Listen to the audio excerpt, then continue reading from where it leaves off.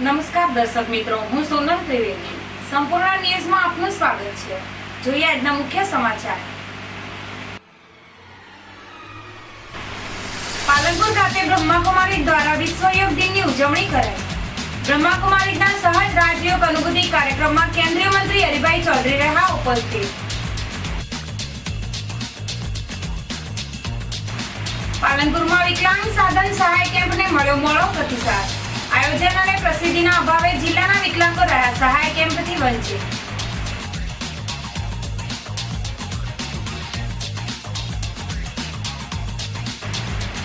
પાલનપુરમાં લુપ્ત થતા પક્ષીઓની વારે ચડી જીવ રહ્યા પ્રેમી ગૃહ. વરસાદ સામે પક્ષીઓને રક્ષણ આપવા પક્ષીમાળાનું વિતરણ કરાયું હાથ. બનાસકાંઠામાં ખાડે ગયેલા શિક્ષણને સુધારવા NSUI દ્વારા 10 દિવસનું અલ્ટિમેટમ. જિલ્લા શિક્ષણ અધિકારીને ACT સ્કૂલો વિરુદ્ધ કરાઈ રજૂઆત.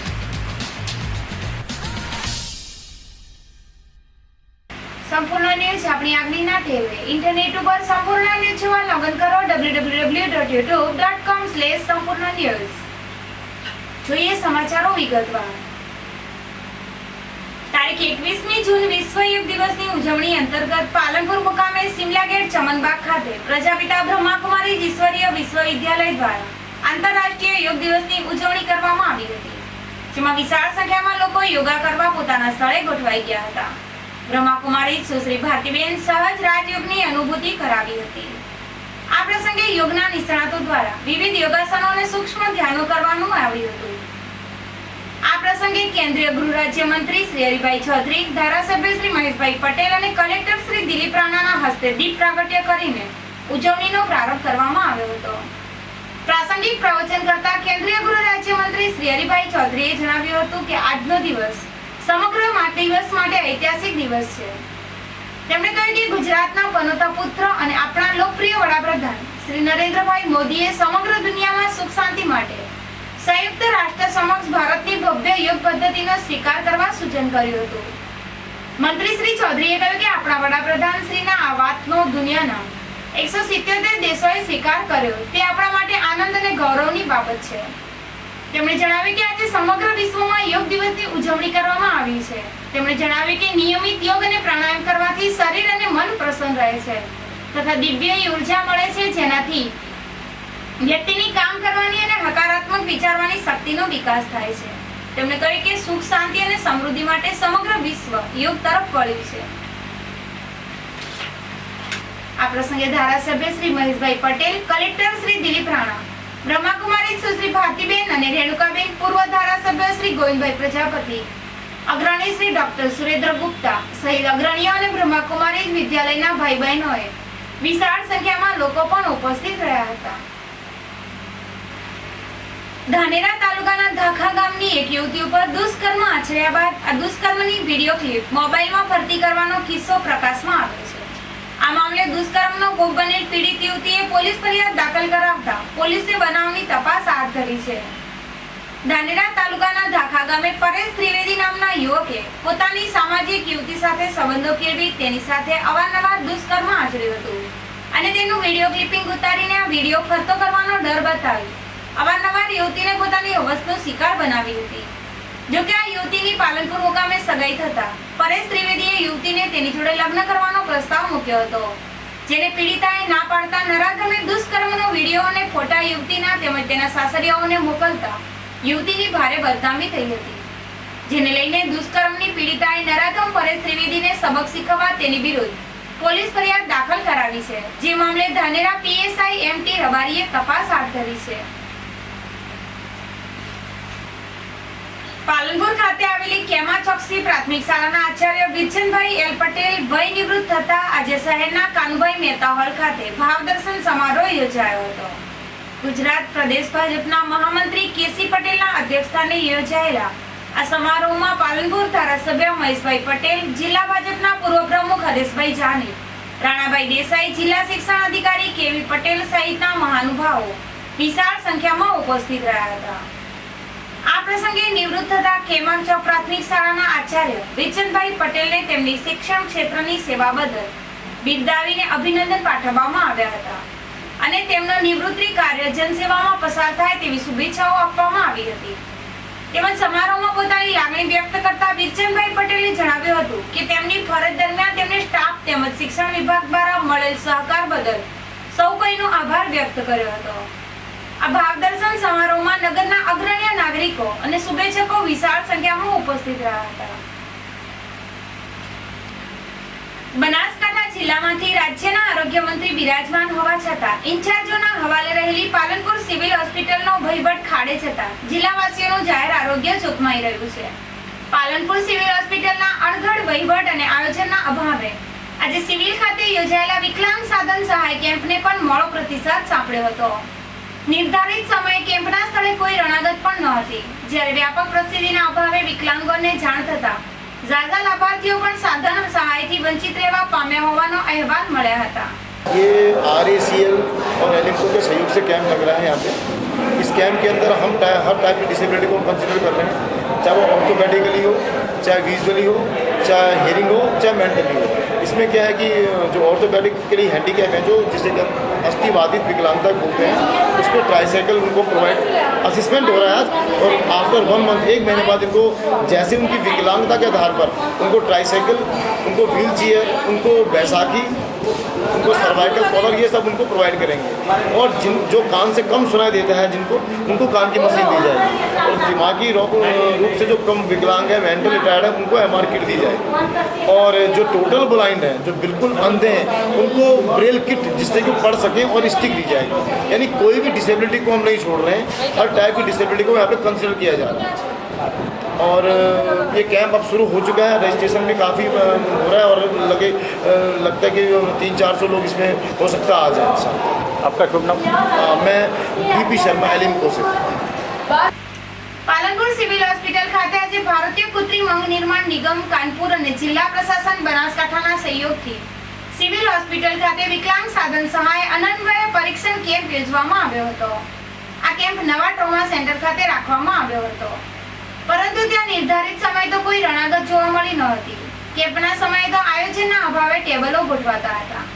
મેનેજમેન્ટનો અભાવ અને ઢંગધડા વગરના આયોજનના કારણે સમયસર આવેલા વિકલાંગોને વિલા મોડે પરત ફરવાનો વારો આવ્યો હતો. જ્યારે બોડી પ્રસિદ્ધિ પણ ન કરાતા વિકલાંગ સાધન સહાય વિતરણ પરીક્ષણ કેમ્પનો મોડો પ્રતિસાદ મળ્યો હતો. આ કેમ્પમાં માત્ર 80 લોકોએ લાભ લીધો હોવાના અહેવાલ વચ્ચે જિલ્લાના વિકલાંગો પાલનપુર સિવિલ હોસ્પિટલના ખાડે ગયેલા વહીવટના પાપે સાધન સહાયથી વંચિત રહેવા પામ્યા હોવાનો ગણગણાટ જાગૃત નગરજનોએ વ્યક્ત કર્યો હતો.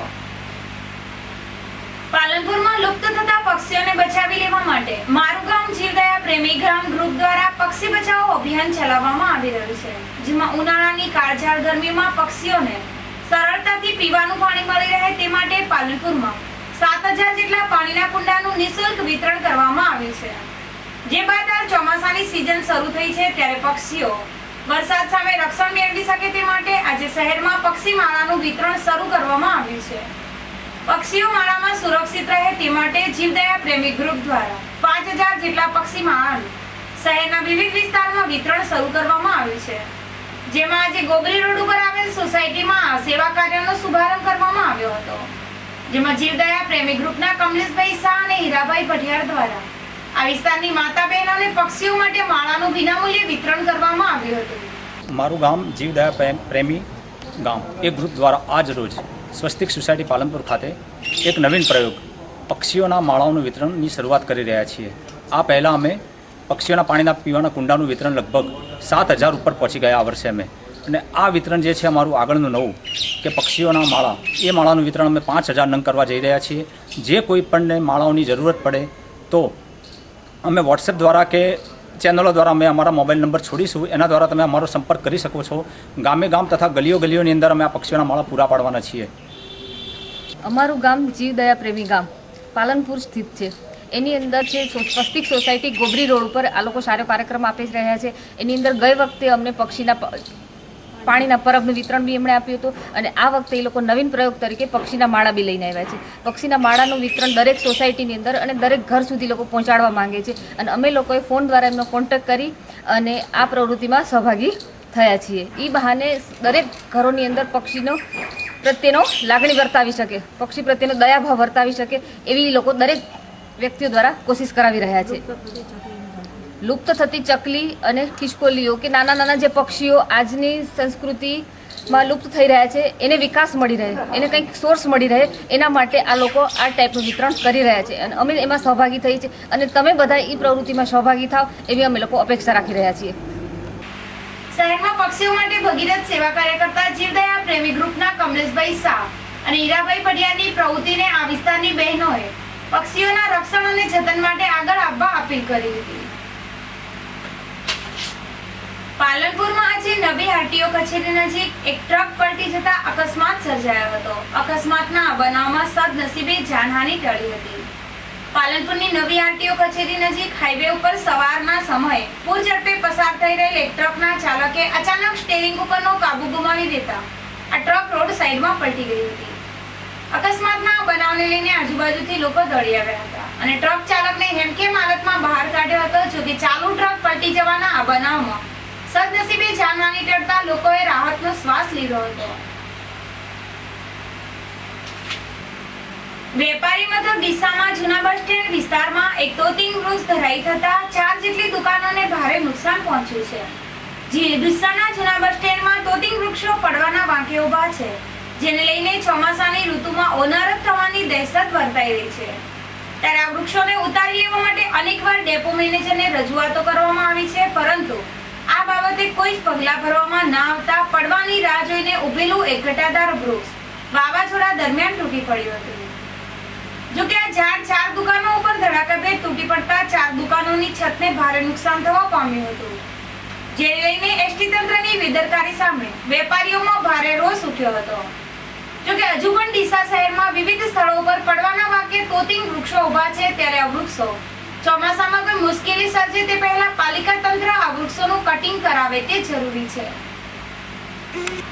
ભાજપના રાજ્યમાં શિક્ષણનું સ્તર ઘટતું જાય છે અને ગ્રાન્ટેડ શાળાઓને બદલે ખાનગી શાળાઓને બેફામ ફી ઉઘરાવવાની અમર્યાદ સત્તા સાથે અપાઈ રહેલી આડેધડ મંજૂરીઓ સામે બનાસકાંઠા NSUIએ બાયો ચડાવી છે. પાલનપુર ખાતે આજે બનાસકાંઠા જિલ્લા શિક્ષણ અધિકારીને NSUI દ્વારા આવેદનપત્રો પાઠવીને શિક્ષણનું સ્તર સુધારવાની સાથે શિક્ષણનો વેપલો કરતી હાટડીઓ સામે પગલાં ભરવાની માંગ કરાઈ હતી. પાલનપુર ખાતે આજે NSUI ગુજરાત પ્રદેશ અગ્રણી ગુલાબસિંહ રાજપૂતની આગેવાની તળે બનાસકાંઠા જિલ્લા શિક્ષણ અધિકારી RK પટેલને આવેદનપત્ર સુપ્રત કરાયું હતું, જેમાં કોંગ્રેસની યુવા પાંખ અને વિદ્યાર્થી સંગઠન NSUI દ્વારા RTE શિક્ષણનો સંપૂર્ણ અમલ કરાવવા, શાળાઓમાં પૂર્ણ પગારથી શિક્ષકોની ભરતી કરવા, ફિક્સ પગારના શિક્ષકોની ભરતી બંધ કરવા, પાઠ્યપુસ્તકના અસહ્ય ભાવ વધારો સામે પગલાં ભરવા તથા ખાનગી શાળાઓને નામે બેફામ ફી વધારો કરીને શિક્ષણની આટડીઓ ચલાવતી ડે સ્કૂલો સામે પગલાં ભરવાની માંગ કરવામાં આવી હતી, જેમાં નિયત સમયમાં પગલાં નહીં ભરાય તો આંદોલન છેડવાની ચીમકી ઉચ્ચારવામાં આવી હતી. આ કાર્યક્રમમાં યુવા પાંખના સંજય દેસાઈ, કરણસિંહ ચૌહાણ, સાજીદ મકરાણી સહિતના કાર્યકરો હાજર રહ્યા હતા. આજ રોજ બનાસકાંઠા યુથ કોંગ્રેસ અને NSUI દ્વારા DOનું આવેદનપત્ર આપવામાં આવ્યું છે, જે બનાસકાંઠાની અંદર જે શિક્ષણનું વેપારીકરણ, શિક્ષણની નામે આટડીઓ ખોલવામાં આવી છે તેના વિરુદ્ધમાં NSUI અને યુથ કોંગ્રેસ આવેદનપત્ર આપી DOને કહેવામાં આવ્યું છે 10 દિવસમાં આ સામે કાર્યવાહી કરવામાં આવે, RTEનો અમલ કરવામાં આવે. જો નહીં કરવામાં આવે તો 10 દિવસ પછી બનાસકાંઠા અને સમગ્ર ગુજરાતની અંદર NSUI અને યુથ કોંગ્રેસ આંદોલન કરી રહ્યું છે અને પૂરા ગુજરાતમાં 10 દિવસના અલ્ટિમેટ સાથે 10 દિવસમાં જો કાર્યવાહી નહીં થાય તો ઉગ્ર આંદોલન કરવામાં આવશે. ફરી એક નજર આજના મુખ્ય સમાચાર ઉપર. પાલનપુર ખાતે બ્રહ્માકુમારી દ્વારા વિશ્વ યોગ દિનની ઉજવણી કરાઈ. બ્રહ્માકુમારીના સહજ રાજયોગ અનુભૂતિ કાર્યક્રમમાં કેન્દ્રીય મંત્રી હરિભાઈ ચૌધરી રહ્યા ઉપસ્થિત.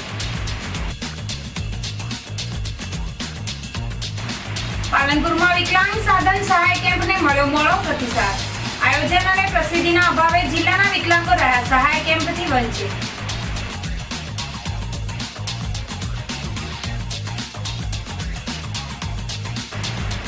પાલનપુરમાં લુપ્ત થતા પક્ષીઓની વારે ચડી જીવદયા પ્રેમી ગ્રુપ.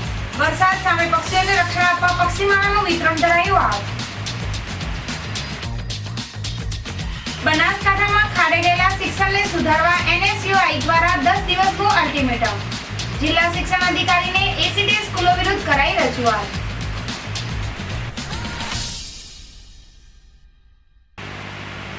આ હતા અત્યાર સુધીના સમાચાર. વધુ સમાચાર સાથે ફરી મળીશું. નમસ્કાર.